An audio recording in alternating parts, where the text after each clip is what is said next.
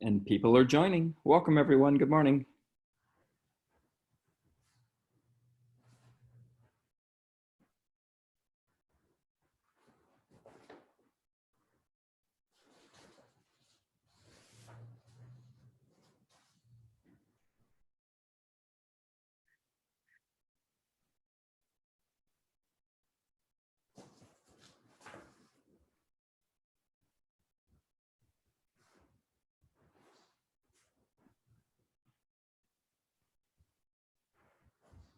With all this sheltering in place, being on webinars, it's like one of the only social interactions. It's always so much fun to see people, see all the names you recognize. I haven't seen them around in a while.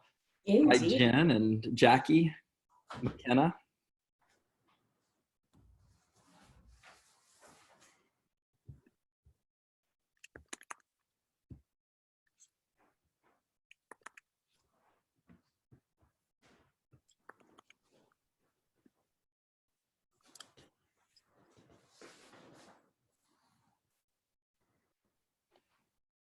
We will begin in just a few minutes, probably at about 9:02, just to give everyone a chance to join.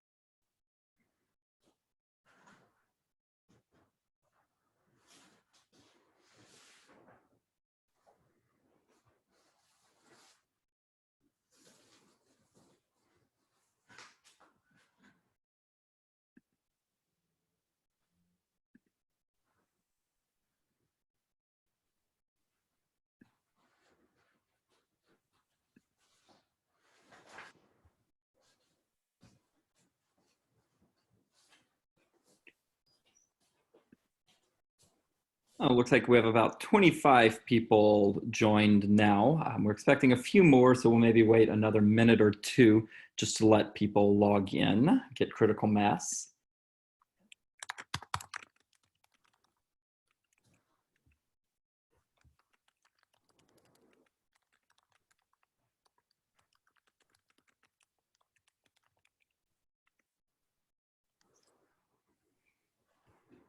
Hope everyone had a good holiday weekend. If you did anything fun, hi Lisa. If you did anything fun, why don't you go ahead and just type it in the comments. It'd be fun to see what people did. I did a low country boil this weekend with a couple neighbors. So socially distanced, of course, but a little wine and boiling water also kept the virus away, right? Always. Oh, Ashley golfed and grilled. Nice. I'm guessing Loads that's of Amber at bubbles. Staglin, grilled some Yeah. cedar plank salmon and loads of champagne. Ditto on the Down with bubbles. that. We overindulged on a few bottles for sure at our house. We did too. We've been saving a couple really nice bottles for a while that we opened this weekend. Just to let everyone know, you do have the option, I believe, to chat with the entire group. So during the course of the presentation, if you wanted to throw a comment out to the entire attendee list, feel free. It's a great way to spur conversation. I'll also be monitoring the comments. so that if a question shows up in there, I can prompt Liz. There's also the Q&A function at the bottom of the page as well. Please use that to submit any formal questions. I'll be glad to get those over to Liz and get your questions answered. So, okay, well, it's 9:03, and I guess it's time to begin. So good morning, and thank you all for joining us. This is Connor Best. I'm the head of international marketing, and apparently now the head of education, or at least doing a lot of member education in this post-COVID world. This is just another webinar in a series that we've been doing since the beginning of this crisis, helping you, our members, adjust and adapt your business practices to respond to the COVID crisis, the possible reception, and just all the changes that we need to make in our business as a response to everything going on. I would have to go back and count, but I think this is probably about the 15th webinar that we've done, most of them centering on some form of direct-to-consumer sales, whether it be social media, your websites, phone sales. And this webinar with Wise Academy is multi-platform.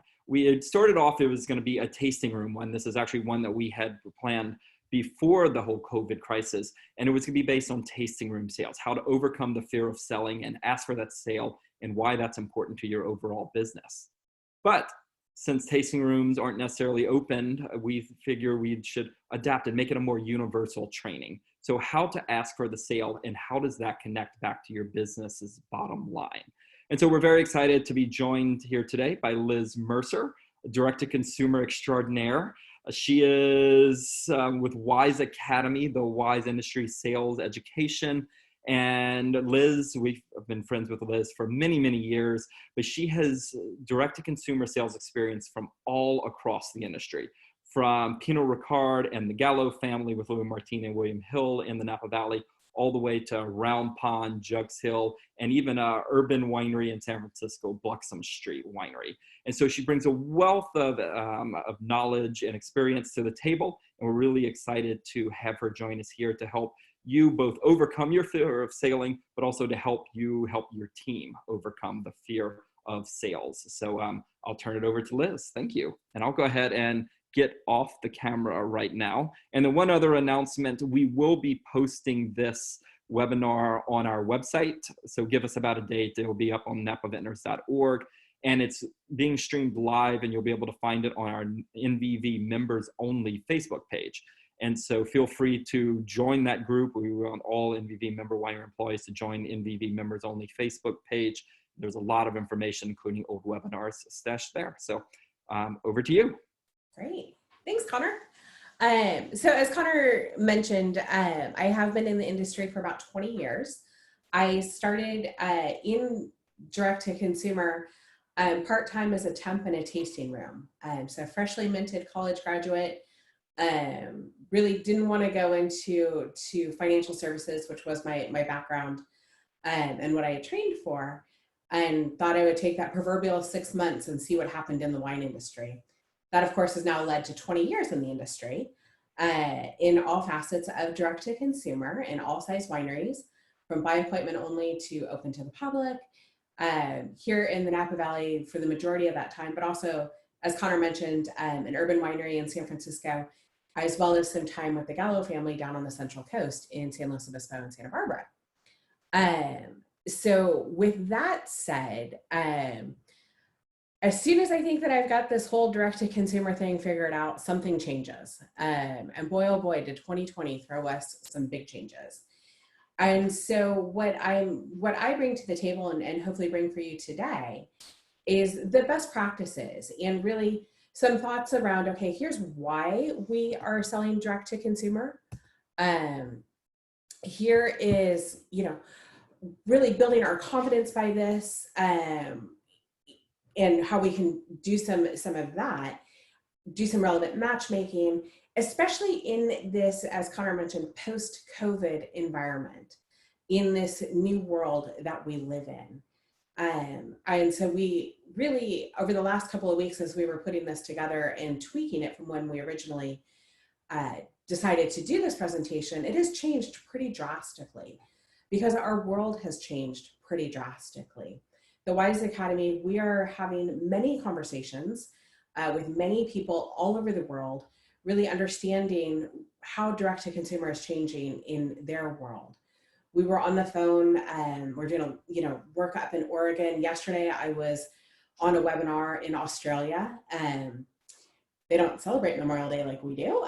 So I was online with them last night, and it's really interesting to see the world over how things are being approached. And hopefully you'll find some best practices that you can adapt for your business here.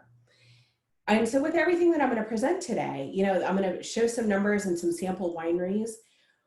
When I show that, if it doesn't apply to your winery, lop a 0 off of the end, and then maybe it looks more like your winery, or add a 0 onto it, or take the concept that we're talking about when we're looking at some of these metrics and say, okay, how does this apply to my world? When Connor and I were looking at who's in the room today, we realized that we have everyone from frontline tasting room staff to owners and C-suite and executives here. We have general managers, we have winemakers in the room. We have a broad, diverse group of people in the conversation today. And so we'll pivot and talk about that. But think about when we're presenting this information, how does it apply to my business? And it may not seem entirely relevant at first, but think about, okay, so how am I going to tailor this idea? Or how am I going to tailor this approach and make it my own? And wineries that we work with that are really successful are really good at taking the principles that we talk about from a 30,000 foot view and doing the work and applying it to what works for their business.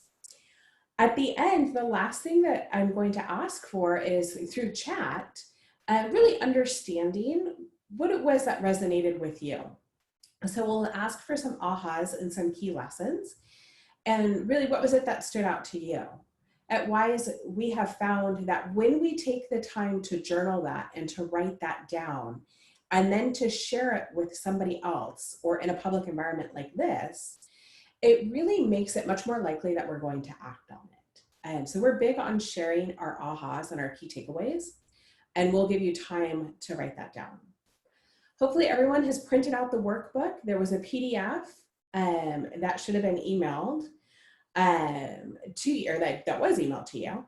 And hopefully you have a moment. If you don't have it printed out, you can print it out, or you can have it open maybe next to your screen so that you can see it. There will be times that I'll ask you to jot things down or to reflect on things, and then we open it up to the larger conversation. So you do have a workbook, or you should have one there in front of you. So let's just jump right in. This is, of course, an oversimplified view, or perhaps an overcomplicated view of the distribution channel, the 3-tier distribution. And to be fair, selling through the 3-tier system can be exceptionally helpful in brand building and getting your name out there and depleting wine. But the first question that I'd like to ask, and please pop into chat and type your reply, but why do we sell direct to consumer? Why do we sell wine direct to consumer? So go ahead and start putting your answers in the chat.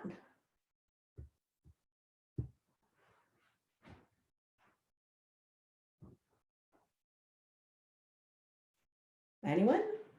There we go. Better margins, better margins. That's coming up several times.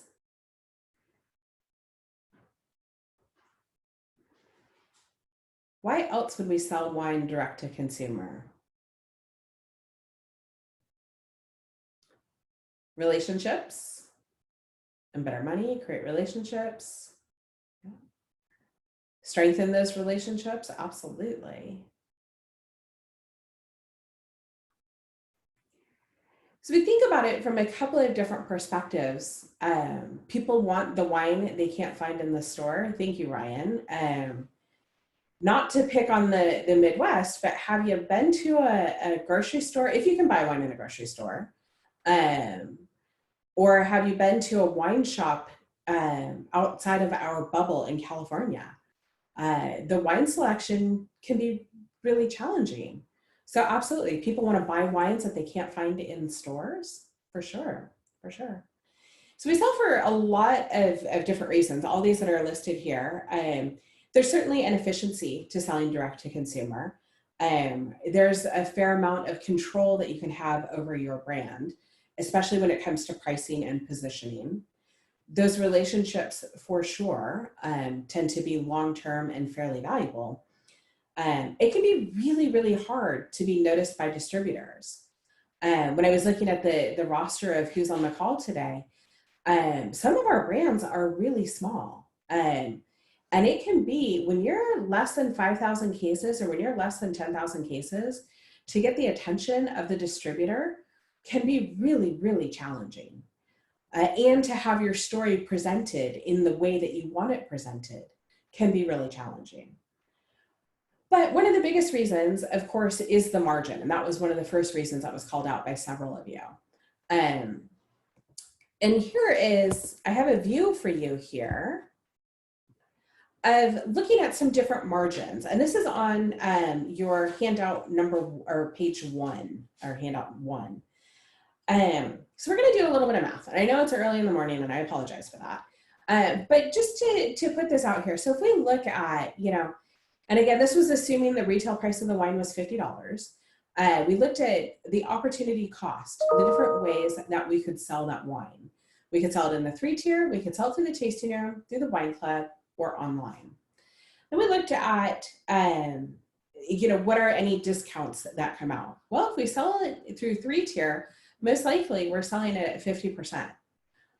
Whereas in the tasting room, perhaps we give, a 10% discount if the guest buys a case. Online, maybe that or through our wine club, maybe that discount is a little bit bigger if they take that same $50 bottle of wine through a shipment. And maybe that's a 15% discount. On the internet, if we sell through our website, that same $50 bottle, maybe we only give, again, a 10%, closer to what we do in our tasting room.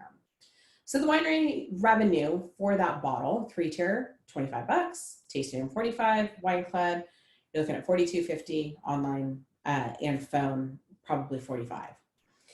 COGS, or production costs, are the same across the board, regardless of where we're selling it. Sales costs, so these are things like sampling out or other overheads that we have. So obviously higher for the tasting room where we have staff involved. Maybe there are some commissions involved as well, depending on the channel. So then we look at our profit contribution and the percentage of retail price that we keep. So this is exactly that example. For those of you that are frontline tasting room, I wanted to frame up our further conversations about why we sell direct to consumer and just show you a little bit of the math behind it and why this makes, or this can make really good business sense for your brand. So here we have the various, really the margin delivery that we have. So when we're selling through the 3-tier, we're keeping about 14% of that revenue. Whereas if we're doing it online, we're keeping about 50% of that revenue. And again, for your brand, your COGS could be different. Your average, your retail price can be different. The discounts that you give are going to be different. Your sales costs are going to be different. But just to give you an example of what one winery could look like, here we go. This is what this could look like for one particular winery that has a $50 bottle of wine.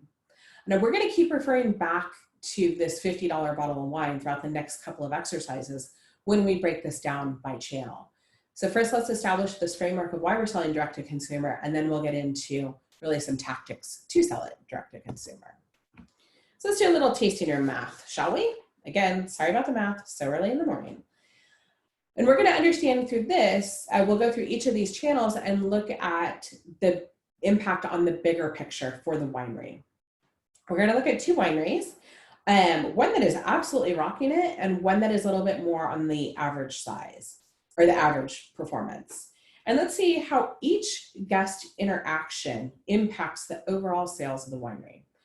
So for that $50 bottle of wine, average selling price that we were talking about, and again, if your average selling price is higher, you can do this math very, very simple on Excel and make this relevant to you.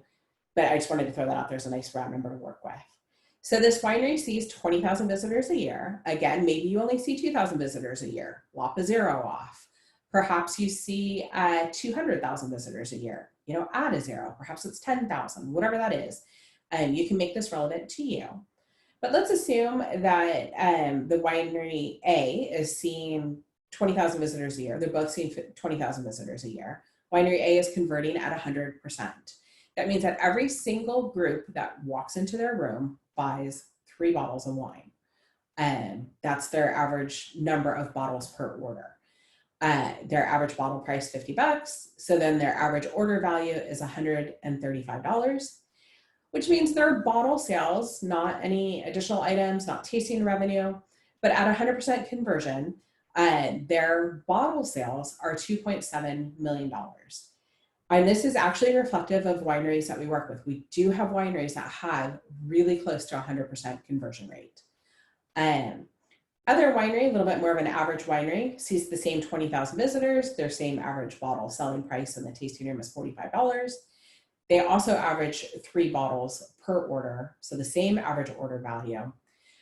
The difference in revenue is now they're only seeing 1.35 million. So to grow tasting room sales, the 2 biggest levers we have, well, we have 3 levers. One is driving tasting room traffic. And as we know now, who knows what that's going to look like for the rest of the year. In my particular business at Judd's Hill, we forecasted for the rest of the year. We've obviously dropped this down significantly. We don't know what that's going to look like. I can't control how many people are going to be coming in my doors.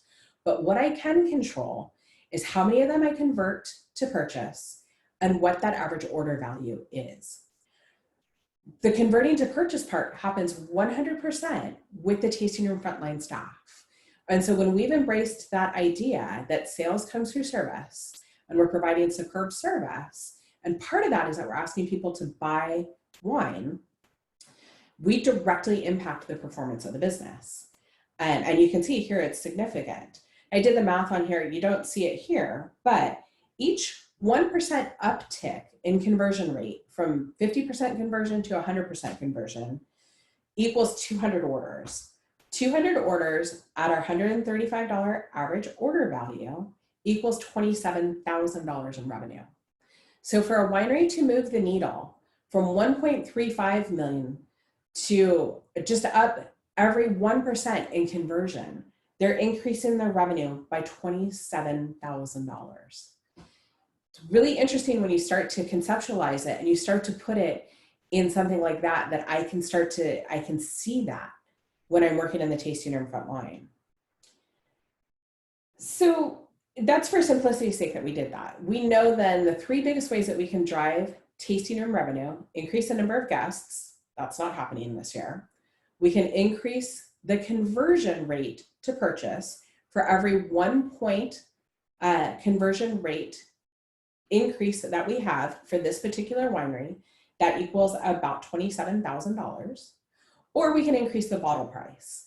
And there's only so many times we can increase the bottle price. We can take prices up. And so I strongly urge you to think about, what is it that I can do so that I can ensure that every single guest is purchasing wine when they're walking out of the tasting room? Well, an easy one that we can do is we can begin by asking. So I consulted my colleague, Jen Warrington, here at Wise Academy, and she oversees our mystery shopping program when we have a tasting room mystery shop program. Granted, that's on hiatus right now. But when we do the mystery shop tasting room program here in the Napa Valley, we found that we tend to ask guests if they'd like to purchase about 70% of the time. So we're leaving an opportunity, we're leaving that 30% of our guests are not being asked to purchase wine.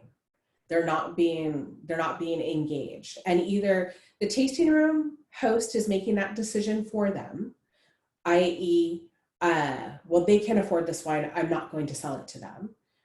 Or they're not that interested, I'm not going to ask them to buy wine. Or whatever the monkey chatter is that's happening in their head, they're making that decision and they're not asking 30% of our guests if they'd like to purchase wine. So one quick thing we can do is make sure that we're asking 100% of our guests. Of course, there'll be times that, someone will politely decline, of course, and that's okay. And we'll talk through that as we go throughout, especially when we get to technique later on. All right, so that's our tasting room math. Let's see now, same winery, same $45 average bottle selling price. Let's do some more math, and let's do wine club math. So let's look at some conversion rates to wine club. We're going to look at a couple of different things here. First of all, we're going to look at, we're still seeing the same 20,000 visitors per year. And I'm going to pull out the number of existing wine club members that have come into the business. When we're looking at conversion rates, it's helpful to pull those out because we can't convert somebody who's already converted to wine club.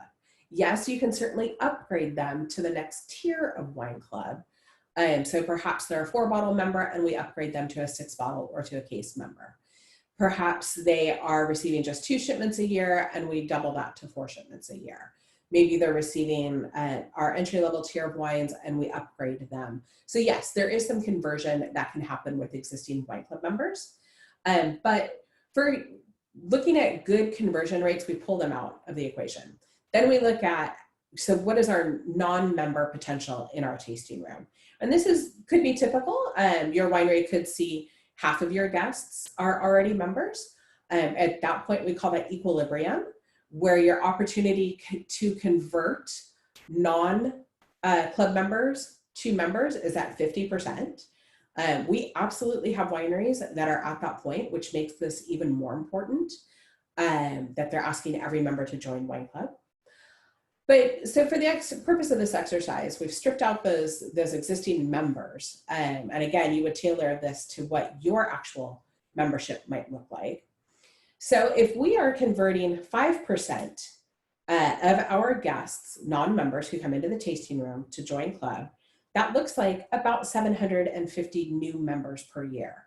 Now, this isn't net growth. I'm not talking about attrition. We're not even focused on what's happening on the back end. We're just looking at, in the tasting room, we have a population of about 15,000 people that could be converted to wine club. Our tasting room is asking, not on the high side, we're converting 5%, we're gaining 750 new members per year. A winery that is on the higher side at 15%, that actually looks like 2,250 new members per year. So let's keep that average order value per shipment the same at $250. And look at what that does to winery or wine sales per year. Keep in mind, obviously we don't see all of our guests on January 2nd. This filters throughout the year, so it's a rolling process. But just to start to conceptualize what a higher conversion rate can do and how it can drive your revenue, that's pretty significant. So we can and we should be signing up members outside of the tasting room, but for purpose of this exercise, we're just looking inside the tasting room. Through Wise Mystery Shopping, we have found that wineries just aren't asking everybody if they want to join club. The host will either rely on paper collateral. There's a club form there where they either are seated or at the tasting bar, or there's a sign over there. The host may have the mindset of, if they want to join the club, they'll ask. I don't have to do anything. I want to tell you that is incredibly dangerous thinking. That if we take this passive approach, and we're going to talk about our fears in just a moment, we'll come back and circle around that.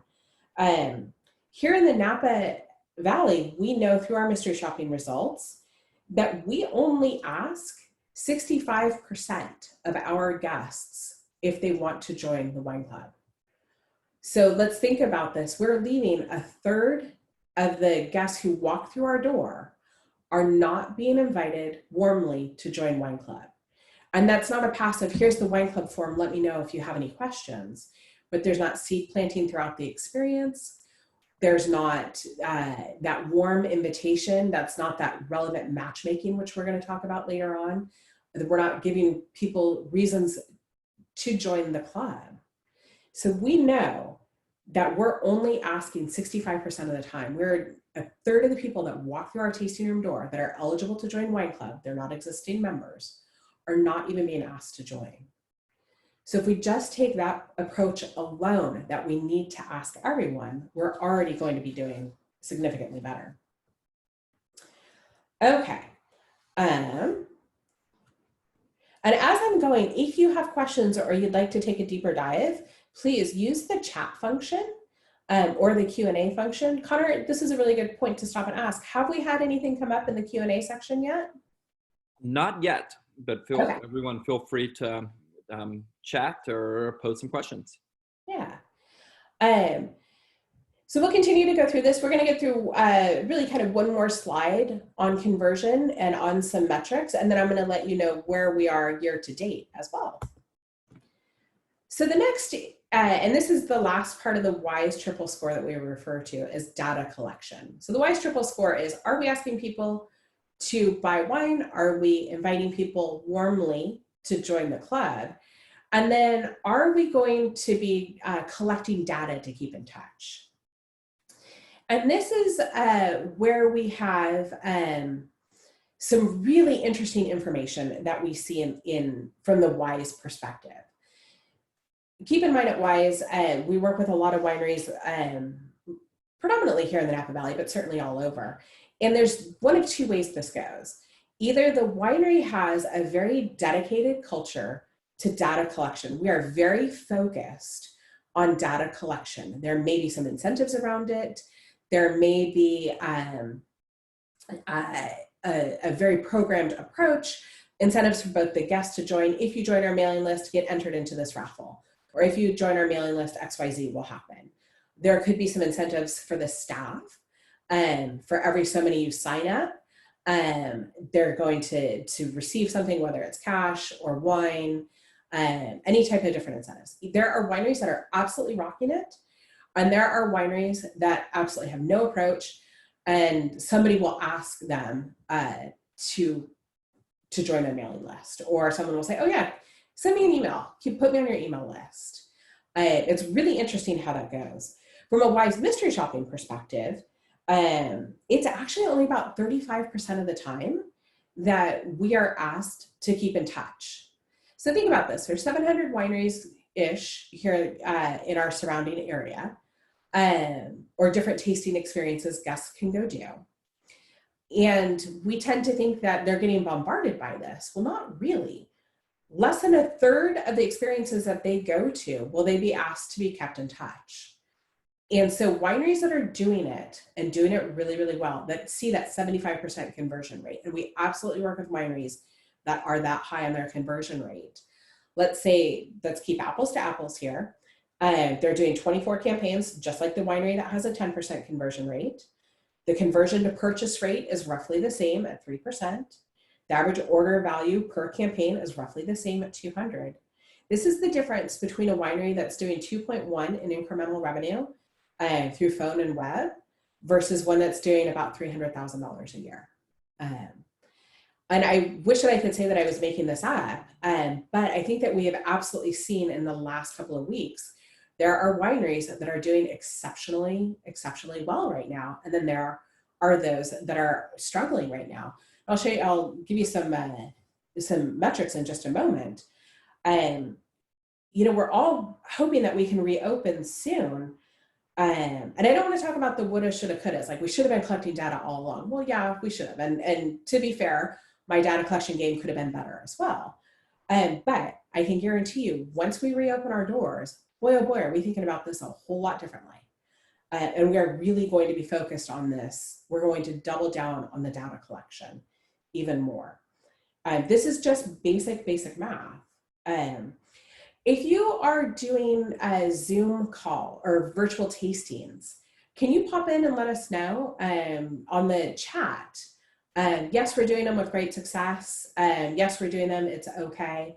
Or no, we haven't done them. I'm super curious to kind of get a weather vane and learn from each other here how we're doing on virtual tastings. We're working with some wineries that are high on the data collection side that are doing fantastic with their virtual tastings. I'm curious if anyone wants to volunteer how they're doing with those. And if anyone is feeling like they've hit the end of their database too. I've heard that a couple of times. Liz, before you go on, I had one question that was posed in the comments that I wanted to ask you. Yeah. Someone's wondering, So they say they explain how the club works to everyone, but they don't directly ask them to join. Is that the same thing? Is explaining how the club works the same thing as, I mean, people might think of that as a softer way to sell the club, just explaining it, but do you find a difference there? Yeah, it's one thing to put the information out there, and it's passive, right? To say, well, this is how it works. And then oftentimes, especially if you have somebody who hasn't visited a lot of wineries before, we need to connect the dots for them. And we need to do that very final next step and test it when we reopen. Test that, with your guests for one full day. Do what you have been doing, explaining how the club works, and then ask a more pointed, direct question. And it takes practice. To be fair, this absolutely takes practice because we feel very awkward at the beginning. And as we try and figure out our language and how we make it natural to us. But then when we're able to just say, and you know what, we would love to have you be a part of our family. What do you say? Try it. So we advocate that we actually not only explain the features and benefits, but that we ask as well. And people will tell you, we'll talk about this when we talk about our fears. And I'll tell you some of my fears that I had when I was first starting out, and some of the things that I've seen work for other people. So getting back over to the chat, great question, Connor, thank you. Getting back over to the chat, I see a lot of things coming in here. We've been doing virtual tastings, but we had been doing them several months prior, so our program was pretty well developed. Okay, I'm jealous. Virtual tastings are a success. We're getting club signups as well as reorders. This will be an ongoing department for us. I have absolutely heard wineries that are signing up people, and then it's kind of turning into the Tupperware party where now they've signed up someone, so they want to go do a virtual tasting with their friends. So then they do a virtual tasting with that group of friends. Somebody else signs up. I've heard that kind of, that aspect of it. So I'm really glad to hear that that's working for one of our member wineries. Use benefits to sell the club, yes, and how our club works. Find out what's of interest. Absolutely, we'll talk about that when we get to overcoming our fears as well. Okay, so it sounds like there are some wineries. Some of you have been doing them for trade, which is fantastic, as well as for your database and your members. They've been very successful. We'll continue to grow this program. Yeah, I definitely think virtual tastings are here to stay. At Wise, we are mystery shopping virtual tastings. And so we're putting together some best practices that we're seeing. And we're looking at really, how is it that the hosts come across? Is there that ask for wine club in a way that is engaging and is right for guests? And there was a great article in Wine Business Monthly a couple of weeks ago that was talking about the different styles and different types of virtual tastings. So do we do these, large kind of social happy hours? Do we do one-on-one virtual tastings with guests in lieu of an appointment? Do we do it with our wine club members, like an unboxing of them getting their shipments? So there's many different ways and objectives of how you can do them. Do you sell a preset flight on your website or over the phone? People buy that and then they schedule a tasting with you, or it's on a specific day and time. Today we're going to be tasting our 2017 whatever. So there's all kinds of different ways. But it looks like this is definitely something that some of our member wineries are doing, and it makes me really happy. And to hear that these are going to be full-on departments. Same thing with phone. I know many of you attended Susan Cole. She did a phone workshop with Napa Valley Vintners a few weeks back, and many of you attended that.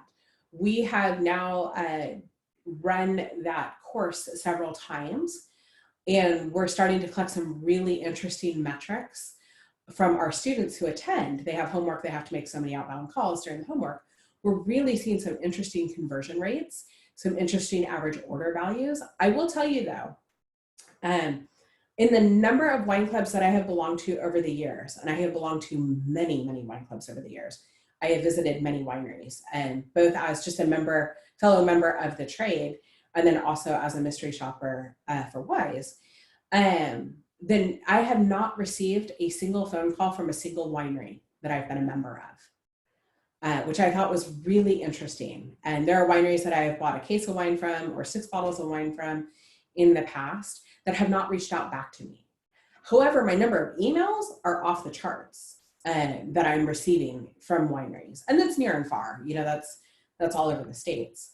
But it's really interesting that we're not putting that same energy towards the phone because that aspect of our business is absolutely growing. And in fact, just to show you, so let's now combine all this together and look at these two conversion rate, a high conversion winery and more of a low conversion winery. This is what the difference in revenue potential could be. And so from Tasting Room, we had pulled a high conversion winery at 100% conversion, could be doing with their average bottle price of around $50 versus a low conversion winery at 50%. And remember, for every 1% that we grow that conversion number for this particular winery, that was about $27,000. For Wine Club, for a low conversion winery at 5% versus a higher conversion winery at, 15%. Look at the difference in revenue there. And keep in mind too, Wine Club revenue is cumulative. So if our average lifespan of a Wine Club member is 2 years or 3 years, this is a cumulative effect. Just taking that up, that conversion slightly, starts to really impact the health of the business. Phone and web. Here's a winery with a low data conversion rate, very few people joining their mailing list year on year, versus one that has a high conversion rate that has a strong culture around data collection. Could be doing $2 million a year in revenue. And again, that's also cumulative. So somebody who visited your winery in 2018, joined your mailing list, has been responding to offers or phone calls. That lifetime value of that member is cumulative. That adds year on year on year. And so this is just incremental revenue that we're talking about here, that we could be adding to our business. So really interesting to see when we take that to the bank, or when we talk about expansion of our winery, or when we talk about upgrades to the winery or putting more people to work, what the difference in conversion can do. And keep in mind, I showed you two very extreme. I showed you kind of the low end of the conversion side and then the full high conversion end of the side. I wanted to validate this number. And so I talked to our friends over at Community Benchmark over the most recently. Their metrics go through April. And year to date in just the Napa Valley, wine sales, direct-to-consumer wine sales, so again, this takes out free tier and wholesale, but direct-to-consumer wine sales through April are down 5%. And I was having a conversation with their CEO, and I said, that's not as bad as I would have thought that the contraction would be. But through April, being down 5%. And I asked what the key drivers were. So obviously Tasting Room is down the most, but that's being offset. Online sales are up 57% for wineries in the Napa Valley that have participated in the Community benchmarking survey. Phone revenue is up 23% year to date. And Wine Club, this one was the most interesting to me. Wine Club revenue, so Wine Club net club growth is actually off, and we've had some shrinkage. It's down about 3%. So that is the net number of members year on year is down about 3%. However, Wine Club revenue year to date is up 57% year to date. And that's driven primarily through other revenue. So whether those are add-ons or customizations, could be a result of some web campaigns that we did, perhaps in March when we started kicking things into high gear as COVID was taking effect and we were closing our businesses, people adding on to their April shipments, which makes that online number then, some that just placed online orders, other people that added on to their club shipments. But both of those numbers, online orders and wine club revenue, were up 57%. So imagine that with a winery that was in a high conversion environment and had a strong culture of data collection, that had a strong culture of asking people to join their wine club. This is an average across Napa Valley. So imagine what the higher wineries are doing and that had the high conversion rates versus those that had the low. And again, this isn't to say, the woulda, shoulda, couldas, because even my own winery, I could have been doing much better at this. However, when we reopen, we're rethinking this completely differently. Now that we're in this position that we're in, and who knows how long this is going to last, who knows how long our tasting rooms are going to be impacted or what the future of direct to consumer looks like. But we do know that the best practices, when they're followed, can have a material impact on the business. And we want nothing but the best for all of our member wineries. So I thought this was really interesting. There is, space for you or there to go back and to put your own numbers against this. So spending some time when you're back at your office, or when you're, I guess, at home working now, pull some metrics and see, how are we doing? How do we compare to this? One thing about that I want to mention is that through Community Benchmark, as a member of Napa Valley Vintners, everyone who's on this call can have a free account. It's not deep level information. It's some pretty useful high level information that's included as a part of being a member of MVV. And so you can reach out directly to, I think it's support@Community Benchmark, or you can reach out to Connor or Jesse, and they can connect you up with the folks at Community Benchmark. So you can kind of see how you're doing. And then if you need to increase this, or if you want to take a deeper dive, they do have a subscription level that provides way more detail and way more information that you can get into this and see how you're doing. And the key here is, even if you just take this information that we've presented before you today, look for where is there some actionable information. What can I be doing to drive some of these numbers? Where is it, that I can be making some changes in my business to drive this? And hopefully you'll start thinking about some ideas. Liz, just to break in there, I looked up the discount for NVV members. Yeah. And if you contact John Keller, the founder of the company, at johnk@communitybenchmark.com, NVV members get a 30% discount on Community Benchmark subscriptions. So it's a great discount perk of being a member. So just go ahead and email John directly, johnk@Community Benchmark. And that's for the subscription model. And there's also just a freemium version that he has out there. Cool. That NVV members can subscribe to. That's what I do at Judgeville. It was just a small setup fee. And then we get some pretty high level, but definitely a good weather vein of where we need to be pulling some different triggers. Right. And if anyone hasn't checked it out recently, there's some great discounts on the members website. If you go under the members tab and you go to member discounts, and companies like Wise Academy and Napa Wine Academy and Community Benchmarks, a lot of them offer discounts to NVV members. So a little plug for the member discount page. And don't forget to get your tips training done through there too. Absolutely. All right. So all of this to say, and I wanted to lay the first part of our conversation today was, I just wanted to lay down a really solid framework and get you thinking about, okay, what could we be? Where could we go?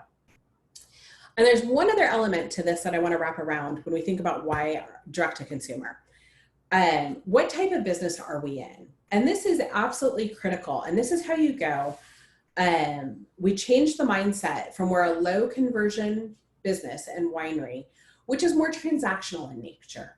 So we approach it as it's a one-time sale from our general focus. Our customer needs, we're responsive within confines. Our service level is that we provide good customer service. Transactional businesses, we differentiate through our products. Transactional businesses tend to have the view is that it's the traditional winery to the guest. However, in relationship-driven businesses, which I was so happy to see when I asked initially, why are we in DTC? Why do we do this? So much of what was called out was relationships. Our mindset in the tasting room and our mindset when we're on the phones and in the back office now starts to change. We're all about ongoing sales. We're all about referrals from our existing wine club members, and or if we don't have a club, our best guests. The customer needs focus now changes to innovative, to proactive. And boy, we could spend an hour and a half alone just talking about, how we approach our customer needs. And you definitely see wineries that are pushing the envelope when it comes to their relationships with their guests. Our service level goes from we provide a good customer service to we have values-based experiences. We seek to have relationships with our guests that share similar values to us. And therefore, we differentiate through our experiences, through our people. And that's what sets us apart from everybody else. And then our overall view is that we are a trusted advisor and we have a mutually beneficial relationship with our guests. And this is absolutely critical. When we take the relationship view, then we're not acting short term. We're not acting for that one-time sale. We're thinking about what does this look like 6 months down the road, a year down the road, 6 years down the road. How does our relationship with our guest really start to change when we take the approach? So those of you on the call today that are, owners or general managers, those of you that are executives in wineries, this starts at the top of our organization. And especially we tend to think about this a little bit more with our 3-tier partners in that we're relationship driven. We need to take that same approach and make sure that that permeates every aspect of our organization, that we are relationship driven. At Wise, we firmly believe that we are in a relationship driven business. And it really starts to show up when we look at low conversion to high conversion, when we take that approach that we are trusted advisors, that we differentiate through our people and through our experiences. It really, really pays off. And it's not something that requires a significant amount of investment. You don't have to go print up posters and put them in the break room. You don't have to say, hey, we're in a relationship-driven business now. It's a mindset that has to happen organically, and you have to be focused on the long term. So if you're on the front lines, think about, what is my relationship with this guest? If I'm a manager in a business, how do I enable my team to have relationships with our guests? What do I do to encourage that? What do I do to encourage us to be innovative? And then if you are, again, at the executive or ownership level, how do we make sure that that comes through? And we see this, it's actually measurable. Through our Wise Mystery Shopping, we look at guest satisfaction. So we look at both the quantifiable business metrics of the Wise Triple Score, and then we balance that with the guest satisfaction part. So you can have a winery that's very high on the Wise Triple Score, that is selling wine to every guest, that has a high wine club conversion rate, that has a high data collection rate, but has a very low guest satisfaction rate. Yes, they're checking the boxes, but they're not able to provide, I guess, the EQ part of the equation, that kind of that emotional quotient or that emotional experience back for the guest. And so it is absolutely critical that we balance these two things together. And I want to make sure that we talk about this before we get into the fears of our business or the fears of selling, because I want to say it's okay to be concerned and to be empathetic and to have that emotional aspect of that relationship with our guests. And the reason why I say that is because I want to talk about the big picture for a moment. So I'd like to put this question out to chat. From a winery perspective, and whether you are frontline tasting room, whether you are ownership, whether you're a manager somewhere in the middle of that, what is our role in the bigger picture? What is it that we do? So it's beyond the tasting room, but what is our bigger picture role that we do? What is it that we do?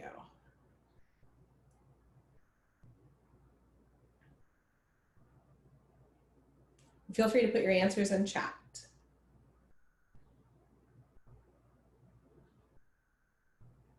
I'll start to throw some ideas. Yeah, we create brands. Absolutely. So we're both a brand representative for our own winery brand, but also in the terms of relationship, we represent brand Napa Valley as well. And when guests are allowed to come back, yes, Ashley, the legacy of the Napa Valley, when guests are allowed to come back and we're able to finally open our doors and welcome them back into our businesses, they have a choice of where they can go. You know, if they live in the East Bay, is it closer to go to Livermore, which is thriving? Is it, do they want to go to Sonoma Valley instead? So yes, we have both our brand of our individual winery brand and then the legacy of the Napa Valley for sure. We have education that goes with that as well. So about our individual brands, about Napa Valley, we have education that we do about wine and lifestyle. Many of us in the front lines of the tasting room are called wine educators. That is our approach, is that we educate. But let's not forget that there is a service aspect that comes with that, an ambassador aspect that comes with that. And then the sales part of it. One of the things that we do at Wise is we review a lot of job postings, and we also help write a lot of job postings. But we're always looking for wineries that are, how are they framing up what their frontline tasting room staff is expected. And we can tell wineries that have a balance. We know who's high conversion by how they post their job postings. So for example, we like to think that wine sells itself, but when we put, comfortable selling wine or proven successes selling wine and wine club memberships as one of the first couple bullet points in our job ads, we know that winery is probably a high conversion winery. We know that they put an emphasis on that. Is hospitality important? Absolutely. It is critical to our ongoing success, both for us as individual wineries, as well as for our neighbors, as well as for brand Napa Valley. But there is absolutely a professional sales skill aspect that needs to be there. And so we have to sell wine. And why is it that we need to sell wine? Well, if any of you read the Napa Valley Register, we just saw, there's an ongoing discussion about the cuts that the city of Napa is going to be making because of the lack of tourist revenue. I think the city of Napa is projected to have a 1/3 budget shortfall through the lack of TOT, the transit occupancy tax, the hotel tax, and the missing sales tax. So we depend on these guests coming into our valley, staying here, eating at our restaurants, and buying wine. It leads to the quality of life that we enjoy. Parks and Rec just got cut here in Napa due to this lack of tourism dollars. And I promised Connor I would only get on my soapbox one time, but this is my soapbox issue. I'm actually getting my master's and I'm studying the economic impact of ag tourism. And I just want to remind you that the economic output of ag tourism in just our valley alone is $13 billion with a B dollars. And that's according to Visit Napa Valley. And we've done this survey several times. I think NBV has assisted with that survey as well. I remember doing the first one when it came out in 2005, when they worked with Purdue, and I know they work with some different schools now on doing this. But when you think about it, that $13 billion of economic activity that's generated because of ag tourism, that's everything from farming and farm workers, that is our wages, that is taxes that are generated, both sales tax as well as income tax, that is spending, that is dining, that is hotel tax. Every bottle of wine that we sell from Napa Valley is absolutely critical to our shared quality of life. And when we sell it direct, we're pumping that more revenue right back into our community. So this is my big soapbox issue, and why I am so active with WISE, and even taking this a step further and studying this academically, is really to understand what are the best practices for ag tourism and how critical it is to the success of our community. And so when we are in the tasting room and we ask people to join our club, to keep in contact with our mailing list. We're keeping revenue going in months that maybe are not high visitor months. But when we push that wine club button, in February or March, when it's kind of slow here in the Valley in a traditional year, we get that influx of revenue. And that goes to pay for so many things that are critical to our success. So just wanted to frame that up. Now that answers the question of why do we sell direct to consumer and why this is so important. So whether you are frontline tasting room staff all the way up to ownership and managers in the middle, I wanted to frame up why selling direct to consumer is so important and what you do at every level of your organization, how that directly impacts this big picture. And now I'm challenging you to think about when we reopen our doors, what are we going to do differently in the front lines of the tasting room? And where is it that we have opportunity even now through virtual tastings, as we heard through some of our neighbors who are doing exceptionally well with that. Are we picking up the phones? Are we hosting these virtual tastings? What is it that we can be doing right now? I'm going to switch gears and we're going to start talking about on handout 2. We're going to confront our fears. Let's, now that we know why DTC is critical, let's talk about what's holding us back. Let's address these elephants in the room and have these conversations. So why don't we ask every guest to buy wine? Why aren't we asking people to join our wine clubs? And why aren't we asking people to keep in touch through data collection? So take a moment and jot down your fears. And there should be a column there for you to just write those all down. If you're comfortable, I would certainly appreciate that you add some of those into, in fact, I'm going to ask you, go ahead and put some of those fears in the chat so that we can address them head on one by one by one. But let's address those. Yeah, sometimes it feels awkward to make the ask, for sure. For sure. So both be jotting those down and putting them in chat.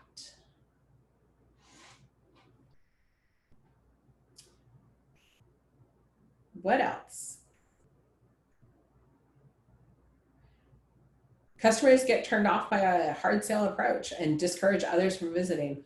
Oh, 100%. Fear of feeling pushy. Absolutely. Absolutely. If it starts to feel like you need a shower afterwards because you feel kind of slimy, you're probably doing it wrong. Absolutely. What else? What are some of our other fears? So it feels awkward. Customers turned off by the hard sale. Fear of feeling pushy. Navigating the type of customer or guest. Oh my goodness, yes. So you mean that in a 30-minute tasting experience, I need to figure out not only what kind of wine you like, but I need to figure out who you are and what I have in my vast portfolio that's going to work for you? That's hard. Oh, and by the way, you've been tasting all day, so you're probably a little distracted? Yeah. Fear of making the guest uncomfortable and damaging the long term? Absolutely. So when we talk about going from that transactional to that relationship-driven business that we are, we don't want to offend anybody. We don't want to make them feel uncomfortable, for sure. We'll talk about that. Yeah. So this is such a great one. Usually not particularly fearful, but with COVID in mind, a fear of being insensitive or maybe tone deaf about asking for a sale is there. Absolutely. And every week on Thursday, the new unemployment numbers come out and they're getting really scary. And we don't want to be tone deaf in our approach. And we certainly saw some examples of that very, very early on. Not in the wine industry so much, but certainly outside the wine industry. We saw some ads, some car ads. We saw some very, we're all in this together type things. And it was like, that was a little tone deaf, for sure, and lack of sensitivity. All right. So keep those ideas coming and we'll start going through one by one some different tactics. And if there's a tactic in particular that you want to address, let me know. But we've done this exercise several times and we kind of knew what you were going to say. And so we listed what some of those are. I think pushy came out. challenging, difficult. We didn't want to seem dishonest, which kind of goes back or to that long-term relationship. And especially now, we don't want to be manipulative. We don't want to be swarmy or dishonest. See, these are definitely things that come up. These are real fears that we have. And at Wise, we take the approach of this is the monkey chatter in our head, because we probably have experienced this at some point in our lives when we were on the other side of the tasting bar, or when we were on the other side of the sales transaction, wherever that may have been. In fact, we may have bought something that we didn't even want because the salesperson was so pushy, or because they were so aggressive, or because it was a boring experience and we needed to get out of it. Whatever that case may be, like I didn't even feel like I wanted that. They were fairly cheesy. So yeah. And then I like this other chat answer that just came in. Customers should already assume that there's going to be an ask. The uncomfortable part is when they don't buy. You're absolutely right. So it's our approach for that. So on that same handout, you have a column where we can start to put some tactics against that. And we're going to go through the next couple of slides and get into some really good detailed information about how we can overcome some of what those are. So I can relate to these fears. I have certainly felt them many times, for sure. So let's go through some of these tactics. From Wise, our approach, and you'll hear me say this several times, is that sales comes through superb service. We believe that when we're delivering an exceptional experience and we have incredible wines, and we're connecting to our guests emotionally, the ask is the natural, organic part of the conversation. And if you're starting to feel any of these words up here or any of these fears, pause, take a moment and rethink your approach. I love the one that's up here that's fake. I don't want to feel fake. Well, if we truly, and you have these on your handout, let me get to the next slide here. If you truly love your wines, you're not going to be fake. And part of that loving your wines is the ability to articulate, oh my gosh, I love our wine. And when I tasted it with our competitive set or with our neighbors, here's what I loved about ours, but here's what I loved about other people's too. So when you're able to not be fearful that you're selling somebody else's wine, but you're selling your wine as well, you develop a sincerity that comes across. Your enthusiasm for Napa Valley wines, your enthusiasm for your portfolio becomes absolutely, oh God, horrible word that I'm gonna use, infectious. Need to change my thinking on that. But your approach, your energy becomes something that people want to be a part of. It's something that people want to be a part of. So that true, genuine love of your wines. Number 2, developing rapport. And there's some bullet points under developing rapport there for you. And yeah, there's a comment on here about inspiring customers about the brand, and then the ask becomes easy. So when we develop rapport, when we're asking open-ended questions and really getting to know our guests and what they're interested in, when we're telling stories that are relevant and interesting to them, it becomes easier. I'm not going to tell the same story to every single person down the bar or to every single table. I'm going to switch it up because I'm going to find through open-ended questions what they're interested in. Is everybody interested in the fact that the piece of land that we sit on is organically farmed? Maybe not. But are people interested that we're sourcing Cabernet from all these different sources? And by the way, some other Cabernets that they like because I've asked them. So what other wines do you enjoy? And I'm able to then relate to them. Maybe that's how I get my sense of place, story point across to them in a different way that's relevant to that guest. So I'm going to have many, many stories in my arsenal that I can pull from. And I'm going to ensure that guests, I'm able to connect that story to that guest, to their needs. And I do that through developing rapport. So I'm asking open-ended questions about what kind of wines I like. I'm telling them stories that go back to that. I'm having fun with them. When we talk about confronting our fears, we talk about not taking it personally. I've had some times where I've thought that I've had great rapport going with a guest, and I thought that we were clicking, and I asked them if they want to buy wine, and they're like, not right now. We just got here. We're not joining any clubs yet because you're our first winery that we've been to this weekend or this trip. Or flip side, we're on the end of their trip. Oh my gosh, we've bought so much wine already. Our budget is tapped. I'm not going to take that personally. I'm going to be incredibly proud of the phenomenal experience that I've shared with them, and that they chose to come to my tasting. Well, that they chose to come to Napa Valley, and then that they chose to come to my tasting room, and they selected our business out of all the others that they could have gone to. I'm going to show them exceptional gratitude for that, and I'm going to keep in touch with them. I'm going to collect their data. And okay, so not right now, but let's keep in touch. Let me know next time you're in the area. Let's get you on our mailing list so you can see when you're going to get the next release of that particular wine that you enjoyed. So I'm not going to take it personally. If they're saying no, I'm going to take the mindset of that's a no for today, but not a no forever. So taking that very positive approach and not taking it personally. Number 4, celebrate your successes.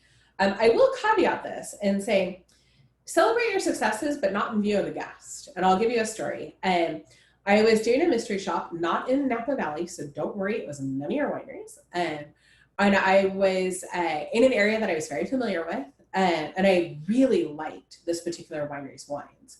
And I had my host was very, very, very, very, very new, like within the first couple of weeks of working at this particular winery. And I'm pretty sure within the first couple of weeks of working in the industry altogether. So they had done a very technically nice experience. They checked off all the boxes. I really liked their wines. And he asked, so we have a wine club. Would you like to hear more about it? I'm like, okay, not the best pitch, but at least he asked, right? That goes back to the third of the time we don't even ask. I'm saying, yeah, sure, tell me about your club. And you could see him getting really, really, really excited. Well, our club, and it just came out as kind of verbal vomit, like it all came out at once. And I was like, okay, got to work on that. But I was like, yeah, you know what? Actually, I really like your wines. I'm in this area frequently. Can I be a pickup member? Yes, you can. And so went through all the things, and I joined the wine club. And I was so proud of my host. And we went through the checkout, and it was a little bumpy through the checkout. But the part that was most interesting was it was a bar in the center of the tasting room, a rectangular bar in the center of the tasting room. And we had done most of our tasting off to the side seated. But we had to come out through around this bar to leave. And his manager high-fived him right in front of me and basically announced to everybody who was working behind the bar, so-and-so got his first wine club sign up, woohoo! And I was like, okay, well, I'm glad I was his first. But I was like, maybe we don't need to celebrate that in front of the guest. And so I kind of chuckled as I went, but that was a total backstage moment that just didn't really need to happen. And so absolutely celebrate your successes, but perhaps not quite like that. So anyway, I belonged to that wine club for quite a while and absolutely loved their wines. So celebrate your successes, and whatever that is, however you do that internally. Do you set yourself a daily goal for wine club sales or for bottle sales or for data capture? And are you celebrating that as you go? And, I will tell you, when I finally figured out how to sell wine and how to sell clubs, which took quite a while, I set myself a goal. And because Wine Club Incentive came on its own line on our pay stubs, I had that separated and went to a separate account when it was direct deposited. My first trip to Europe that I paid for by myself was because of all of my wine club signups. And so every single French fry that I ate on the Champs-Élysées, every single glass of champagne that I had, every single Burgundy that I had, every single oyster that I had, it was a different wine club that I was cheering them as I was enjoying it. And I celebrated my successes. So set those goals for yourself and celebrate those signups for, celebrate that, whatever that is that you do that, because that energy that you build throughout your day, and when you break it down to a day at a time or an hour at a time, becomes cumulative and it becomes feeding. And then you start to get to the, I'm not going to take it personally if they don't join, that's okay. So celebrate your successes and journal what it is. Practice, practice, practice, but also journaling what it is. We do an exercise in one of our classes where we distill down, and I strongly encourage you to do this. I am at my most successful selling when I fill in the blank. So what is it? Identify what are those behaviors. So for me, one of the things is I am at my most successful selling when I am prepared. And that's mentally, that's physically, that is, I am at my best when I am prepared. I know what wines are on tap. I know what we have coming up. I know what the next club shipment is. I'm at my best when I'm prepared. For other people, it could be different things, but it's at identifying what it is and then practicing and go doing more of that. And it's when it sounds not quite right, I'm going to practice it. I'm going to say it so the way that it does sound right. I'm going to grab somebody else behind the bar, maybe before we open. Or I'm going to say, okay, you know what? I'm really stuck on this. How are you doing this? I'm listening to other people and how they're selling wine or clubs. And we all have, well, we don't all have, but perhaps we have a wine on our portfolio that isn't necessarily our favorite. And we still need to sell that wine, or we still need to sell the club. Remember that our palate is not our guest's palate. So how do we do that? Well, we come up with ways through practicing so that when we get to it, we don't stumble over it. We practice our club pitch so that when we get to that point, we don't stumble over it. I'm laughing because my colleague Jen is on the call with us. And she's not a Chardonnay fan. And Jen, I can't even imagine how you ever sold Chardonnay, because I know that you're not a Chardonnay fan, but it's through that practice, that you overcome those roadblocks. We have these wines, and yes, we love our product, and we can be really, really good at selling certain things, but we got to practice all throughout and get feedback. Part of that practicing is getting feedback from your peers. Part of that is getting feedback from managers. Part of that is getting, just getting that feedback and listening to yourself and how you sell. All right, so let's continue on being tactical. I would like to ask, why do guests, and put yourself in here, why do you buy luxury items? Why do you buy? Why do we buy stuff we don't really need? Although I would argue that we do need wine, and especially nowadays, man, we need it more than ever. It feels good. Absolutely. Yeah. I'm all about treat myself. Exactly. So to reward myself. Absolutely.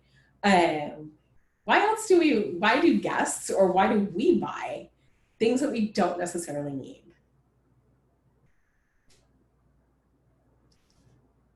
What else? I think it's really kind of funny.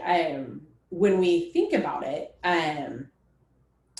we live, again, I mentioned this earlier, we live in this bubble, and we just assume that guests everywhere else have the same access to wines that we do. And I want to kind of dial into what other people are saying to show to other people. Or to convince myself that I've made it. Coming to the Napa Valley, it can be a bucket list item for a lot of people. I spent my high school and college years in the Midwest. And man, I will tell you, if you've ever lived in the Midwest or in an area that snows, in February and March, when the snow is gray and mucky and gross, and you're on like your 60th day of gray skies and you haven't seen the sun in months, people dream about being here. You know, I love this background image that I have from our friends at Visit Napa Valley. And when I explain that to people who are in the Midwest, or who are in, you know, in a not so great area, you can hear their mouths salivating just when you're describing, oh yeah, the mustards are waist high right now. And I was walking through the vineyard the other day with my dog and, you know, came back to the winery and poured myself a glass of our Malbec, and it was just absolutely perfect. We live in a bubble here in the Napa Valley, and we tend to forget what it's like in other parts of the country, both in terms of wine selection, but also that we're living a luxury lifestyle that people dream of. So again, getting back to why do people buy luxury? Some of the, you know, to show off to other people, to convince myself that I've made it, absolutely. And to share with my friends, yeah. Wine is a trophy. You know, we can take it back home and friends will say, where did you get that? You know, it's become the new, when we were growing up, remember I used to go to somebody's house and watch their slides of their vacation to Tahiti. Well, now when they come back from Napa Valley, we get to drink their trophies. And, you know, hopefully they're sharing those wines with us. Yeah, so people buy luxury items for all of these reasons. And I will say, the majority of time, people have come to the Napa Valley to buy wine. They have the mindset that we are here and we're going to buy some really good wine because the Kroger or the Giant Eagle by my house, or if I have to go to a state-owned liquor store because I live in one of those states, doesn't have as wide of selection. I'm looking for some really great wines. I'm looking for some really great memories. One of the biggest reasons people buy luxury or don't buy luxury is because of the interaction that they had with the brand or with the person selling the brand. So to tell a little story, a couple of years ago, we were in the market for an electric car, and we had test driven several different brands, Nissan, Chevy. And at the time, my daughter, she was about 13, she, through her research, knew more about the cars than some of what the dealerships knew. And she would just roll her eyes and she'd be like, we can't buy from them. They have no idea what they're selling. They have no idea what they're talking about. And she didn't hit it off with the sales rep, which is to say neither did I. But when we finally went to a dealership that knew extensive information about what we were looking for and could answer our questions and told really engaging stories and asked what I was looking for, I really, really liked our sales rep, and I bought my car based solely on the sales rep from that particular brand. So people buy luxury items because of the connection that they have with you. They like you. You know, customers plus connection equal commerce. What a great equation that's coming in chat. Absolutely. So things to remember is that, you know, people are they have this mindset that they're here to buy, and we're going to help them. And we do this through this idea. That's your algebraic formula, absolutely. We do this through relevant matchmaking. And I'm not going to sing the Matchmaker song, I promise. No Fiddler on the Roof for you this morning. So there's some fill in the blanks on handout 3 as we go. And I want to reiterate this, and kind of along this algebraic equation, customers plus connection equal commerce that came up in the chat. We know our portfolio best, right? So maybe the guest has some inkling of the brand, or they were referred to come to our tasting room. Maybe they've had one of our wines that's out in distribution and they want to come to the place where it's made, which is really exciting.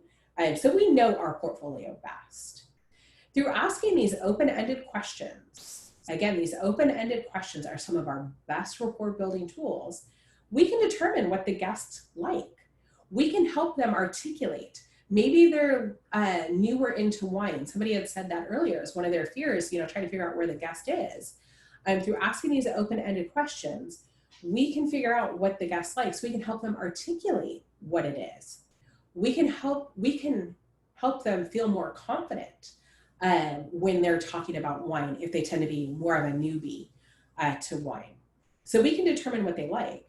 Our job is to be the relevant matchmaker and simply connect their preferences, their tastes, their lifestyles to our portfolio and our club options. And this is a change in mindset.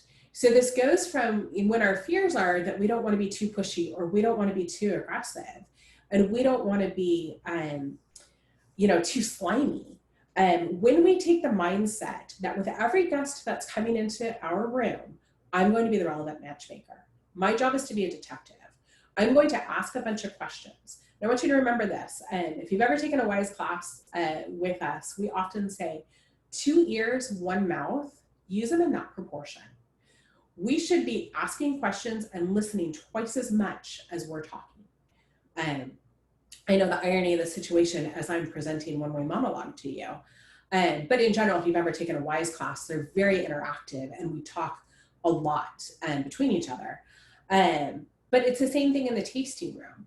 We should be relevant matchmakers. If I take the mindset, the approach that my entire job while you're in my tasting room is that I'm going to find the right solution for you.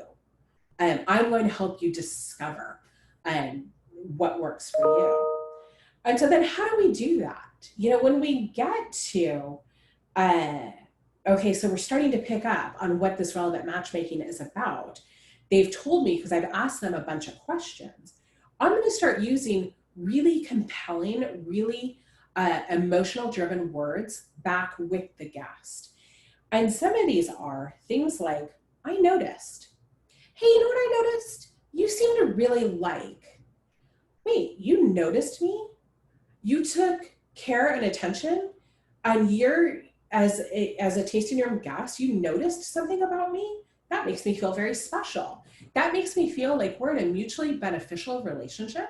That makes me feel like I can trust you because you noticed something about my behavior or my tastes or my palate that I've told you, and you were paying attention.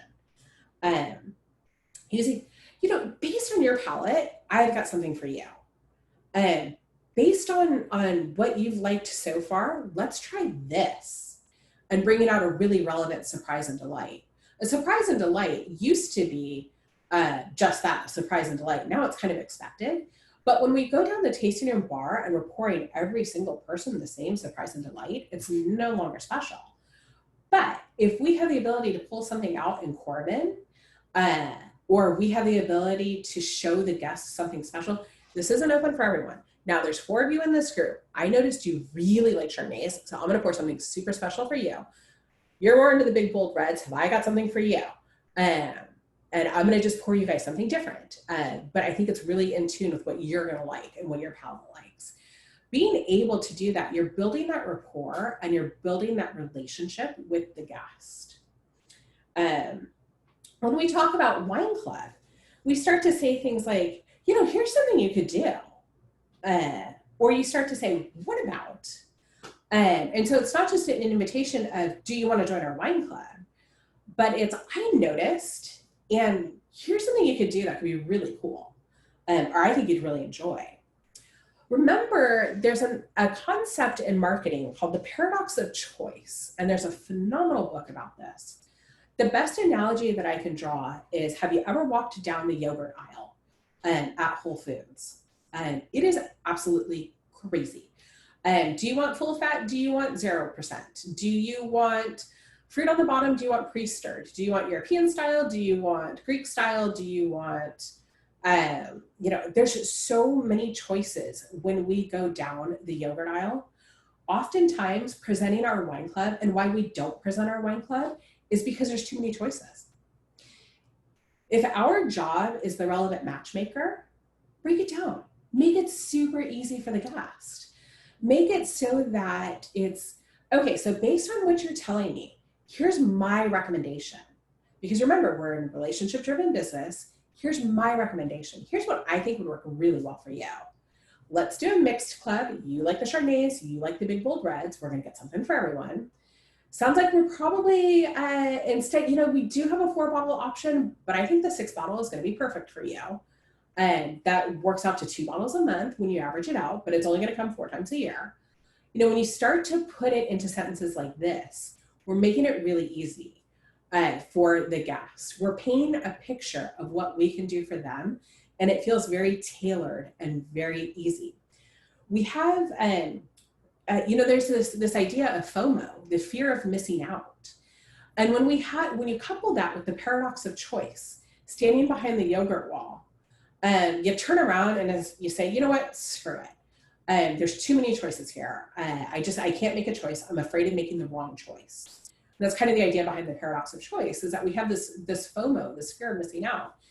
I'm not going to make any choice because that's easier than making the wrong choice. I'm not going to make any choice because that's easier than making the wrong choice. And so some things you can do if you're listening twice as much as you're speaking, and you can gauge that somebody is on that spectrum that maybe isn't that confident. You could say things like, this is one of our most popular wine clubs with our locals, and here's why. Or this is perfect for you. You belong to book club, you guys don't actually read anything, you just get together and drink. Here's what the wine club is that you need to belong to. And so putting that together for the guest and helping them make the right choice. Remember, a confused guest will always say no. Whereas if we help them, we're in a much better place. Remember, we are the experts. They are looking to us to help find and make the right choice. One thing on this relevant matchmaking that I want to say is, and I cannot emphasize this enough, we have got to sell to their wallet, not to ours. As a matchmaker, we don't want to set them up on a date with our dream date. We want to set them up on a date with their dream date. So remember to sell to their wallet and not yours. The first time this ever happened to me personally, I was literally shaking because I was watching the guest put together an order that was bigger than my rent. And I was like, wow, that's more money than I have in my checking account right now. And I was watching them put together, and there was a fear that overtook me. And I had to remember, and I had to remove myself from, they're at a different stage in their life and their spending capacity than I'm at in mine. And so my job is to be the relevant matchmaker and not make the decision for them. My job is to help them figure out what's going to make them the happiest and not let my fear hold me back. And it took time and it took some maturity. But eventually I came around to, and somebody had to very clearly point that out to me, that I was stuck selling to my wallet. I was a great salesperson of Sauvignon Blanc because at my first winery, Sauvignon Blanc employee price, and now keep in mind this was 20 years ago, but employee price was like $8 and I could afford that. So I could drink the heck out of Sauvignon Blanc. I could not sell a reserve cab to save my life. Because the only time I ever got to drink the reserve cab was at the end of the night when there was a little bit of a dredge left in a bottle. I surely wasn't out there buying reserve cab, even at employee pricing. So I had to get out of my wallet. I had to stop selling the Sauvignon Blanc and start selling what the guest wanted. And it was somebody pointing that out to me. So the last thing that I want to leave you with is if we take this approach of relevant matchmaking, we're going to wrap this all up with the WISE triple score. And this is handout 4. We believe, and I said this before, that sales is a part of helpful, superb service. And when we believe that, we overcome our fear of becoming pushy or aggressive. What's the absolute worst that something could happen? Somebody says no, right? Now, I'm going to ask this question, and I'm taking a risk here. Has anyone ever asked a guest to buy wine or join the club and had a glass of wine thrown in their face? Right? No. Guests don't become so indignant that they, throw the glass of wine or stomp off out of the tasting room. The worst that they can say is, not today, or no thanks. And that's okay. Again, if we go back to, I'm going to take a lot of pride that I delivered an exceptional service and I shared our brand story and I shared our Napa Valley home with our guest. That's a win.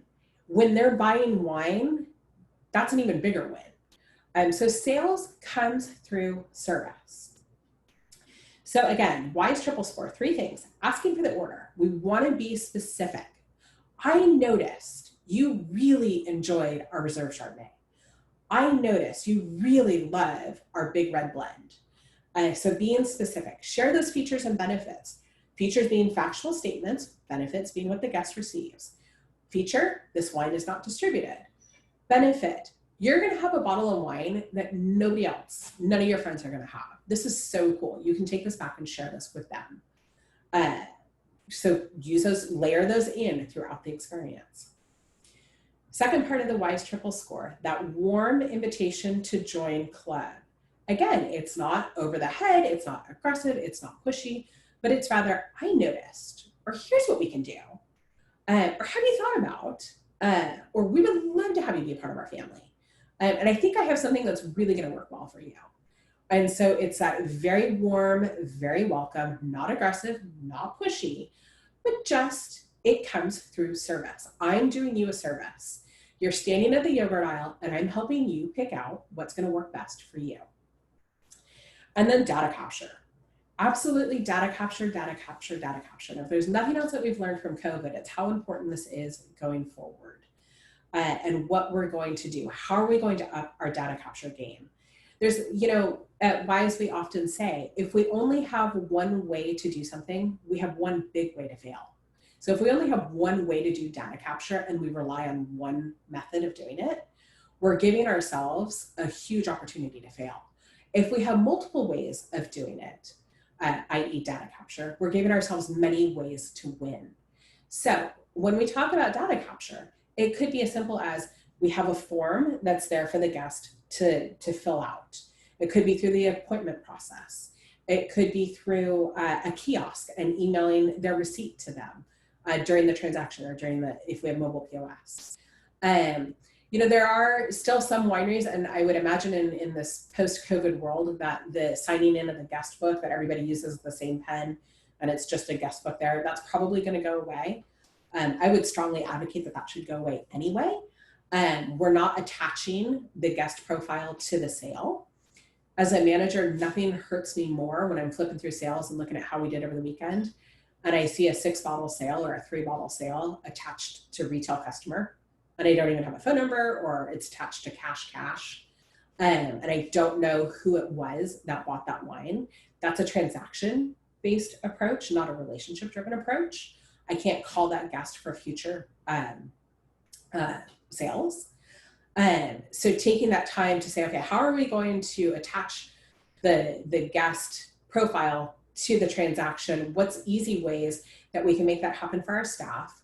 I know we all long for the days when we're, busy at the bar, and that's going to be a great problem to have, is how do we make that easy for our staff to do?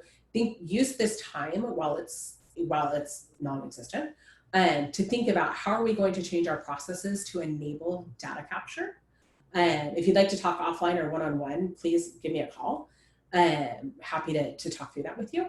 But how are we going to make that easier? Because as we've seen in this new economy and in this new world, that's going to be even more important going forward.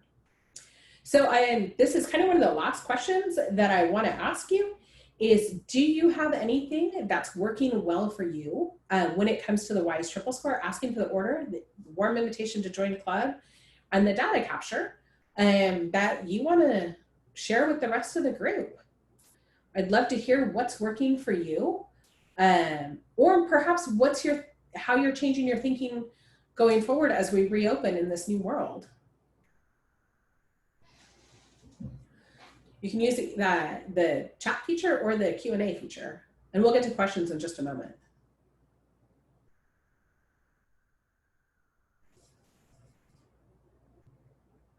What's working for you?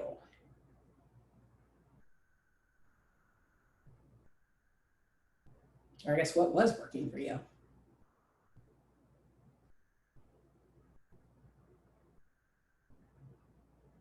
Give you a few more seconds.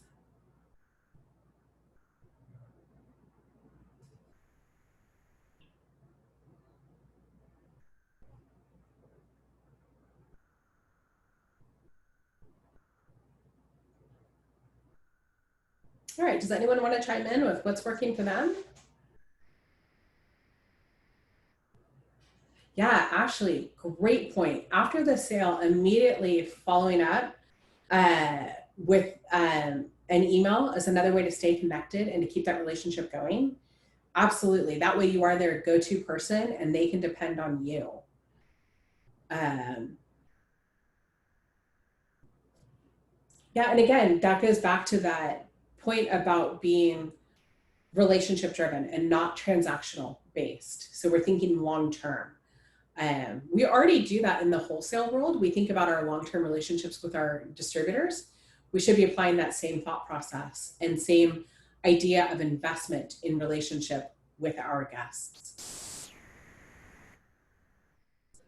As we're kind of winding down, does anyone have any questions as well?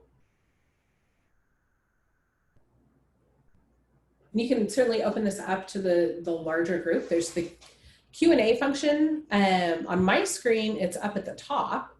But do you have any questions as well? And I see one that's up there. Any examples that translate into the online world?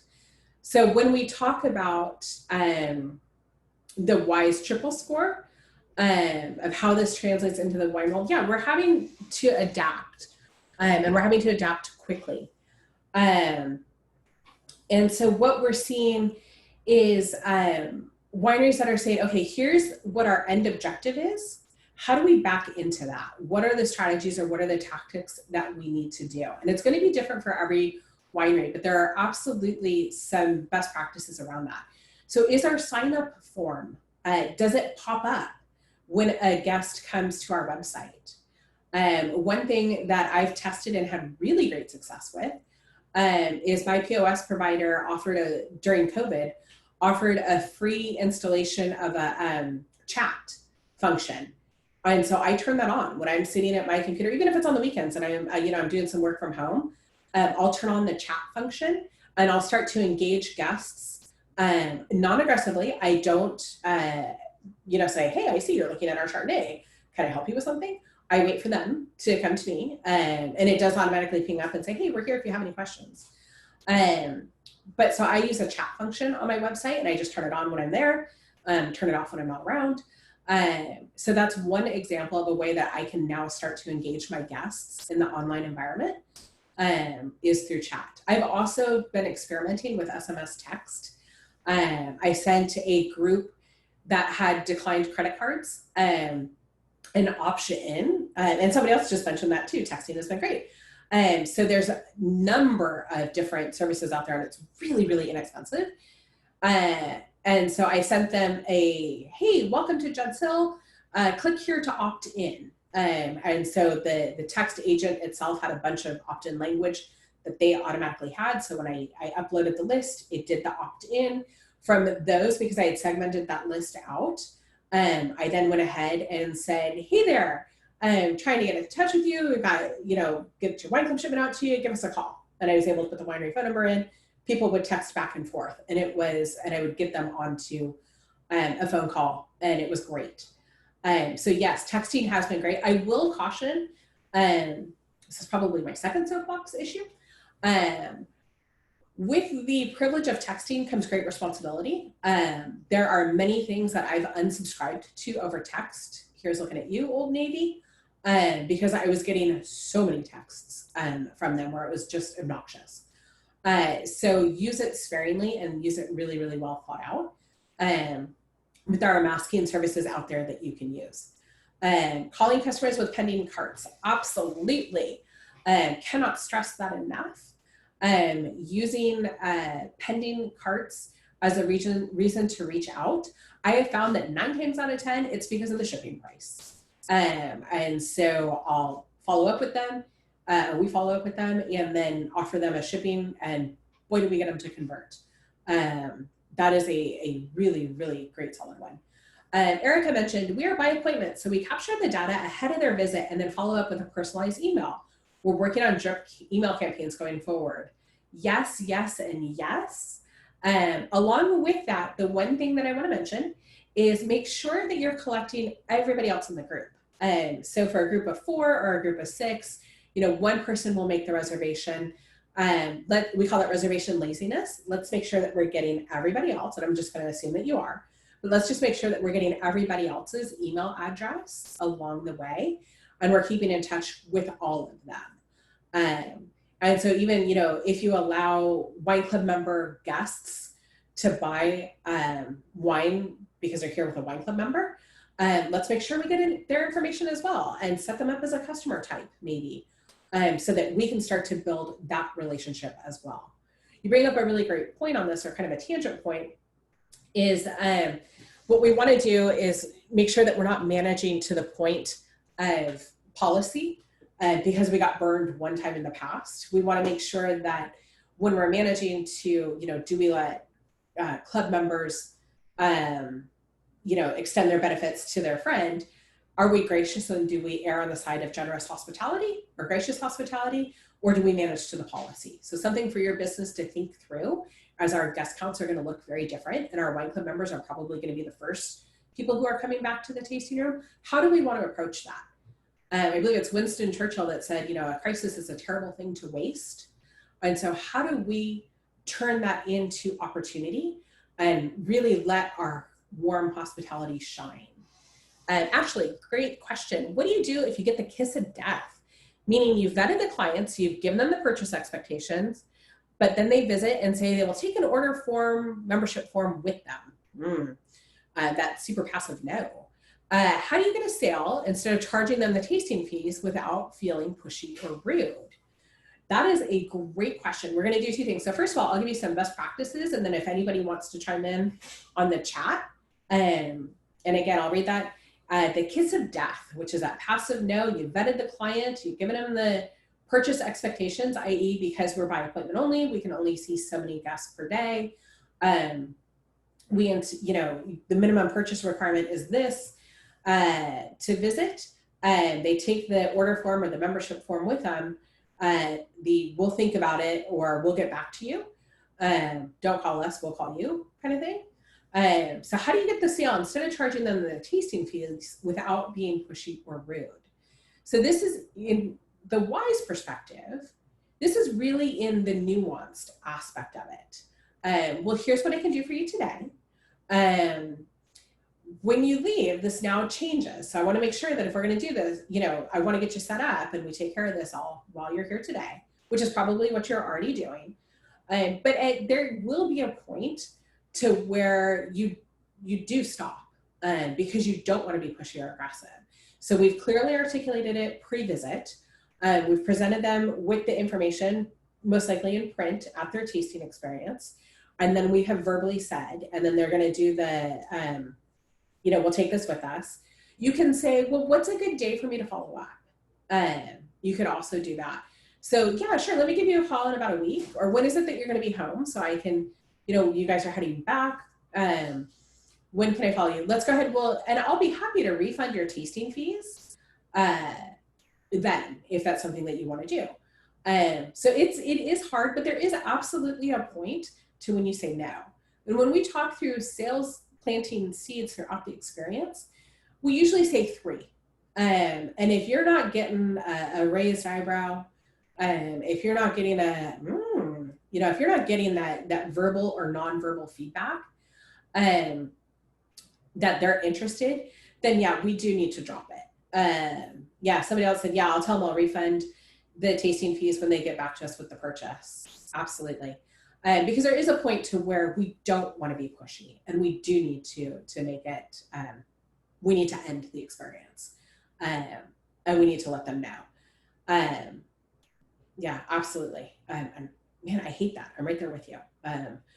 It's really, really frustrating, but again, I'm not going to take it personally. I'm going to shrug it off. I am going to follow up with them. And then we'll just roll into it next time. We'll follow up with them and we'll see how it goes. Yeah. All right. So, as is wise tradition, we ask you to take a moment and jot down your ahas. And at this point, we ask you to really think about what is it that you're thinking about differently now as we approach 11 o'clock that you weren't thinking about at 9 o'clock this morning. So take a moment, jot down your ahas. What are the biggest things that stood out to you? What are your biggest takeaways? And then I'm going to ask you to come forward on chat and share some of those and share some of your ahas. And again, research has shown that when we journal things or write things down, that we are more likely to implement them. We're more likely to make them happen. So what is it that you're thinking about different? Take just a moment and jot those down.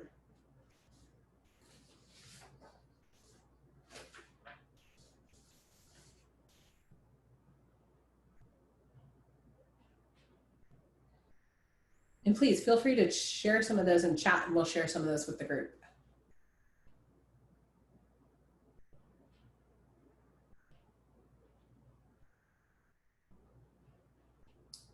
What are you thinking about differently that you weren't thinking about at 9 o'clock this morning?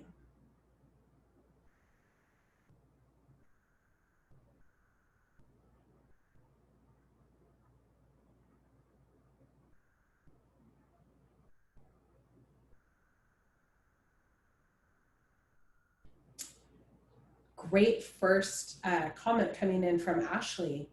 How impactful the conversion rate can be across the board. So web, phone, tasting room, membership. Yeah, and when you start to pull those individual levers and start to grow those individual conversion rates, how they can become cumulative and build on each other. Absolutely. I wanted to set the framework and show a couple of different examples of just how that can be in our business.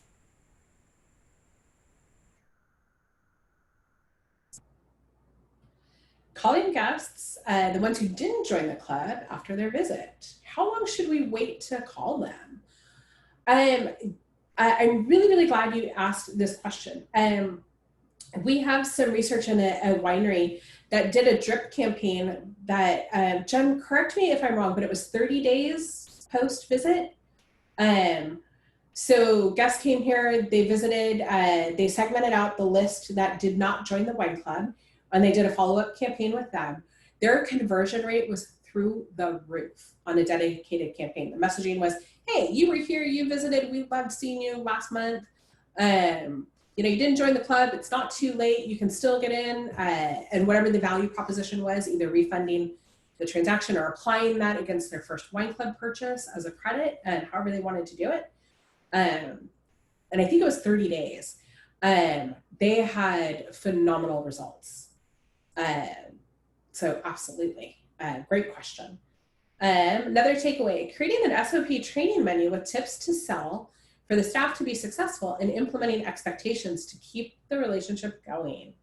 Yeah, this is the perfect, again, you know, a crisis is a terrible thing to waste. And this is the perfect opportunity to take what we've talked about today and really some best practices and think about what is it that we want the future to look like. We all know that, you know, well, we don't know, but we can assume that our guest count is going to be vastly different for the rest of the year.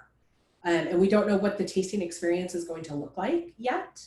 We don't know if, you know, we're assuming that it's going to be day trippers and Bay Area and Sacramento area people coming over and not so much about a state. Every single guest that walks into our business is incredibly, incredibly valuable. And I think if we've learned nothing else in COVID, it was just that. And so the ability to have the training in place, role playing, practicing with our team, putting goals and emphasis on particular wines or, you know, data collection rates or wine club conversion rates, and anything to help them be successful. And then changing our mindset in our business to keep the relationship going long term. And we are relationship driven businesses. Absolutely. Great point. Great point. Well, Connor, I think I will turn it back over to you As we wrap, I just wanted to say thank you to everyone um, for your questions, for your participation. You guys were fantastic. Um, and if there's anything that I can do or Wise can do to support you, please let us know how we can help you. We all live here, and this is our valley too, and we really want things to be going in the right direction when we reopen. Yeah, well, thank you so much, Liz. This was fantastic information, very well presented. We appreciate your time and all of your thoughts and your experience. And thank you all for joining us this morning. I see a lot of names on here that you've been joining a lot of our webinars, so we're glad that these have been useful to you. If you have any feedback, feel free to let us know. We will have a survey going out later this afternoon, and we'll include a link to this webinar. So if you want to share it internally with your team, feel free. I do want to make an announcement about our upcoming webinar. Next week on June 4th, we'll be having a webinar actually open to all members and all trade and even consumers with Peter Marks. It's a deep dive into Cabernet. It's Napa Valley Cabernet, a global perspective. You can find the sign up for members on our website, and you'll find the Zoom link there as well that you can forward out to any trade or even consumers that you may want to invite. So thank you so much for joining. Thank you again, Liz, and the team at Wise Academy. We appreciate your partnership, and everyone have a great day. Goodbye.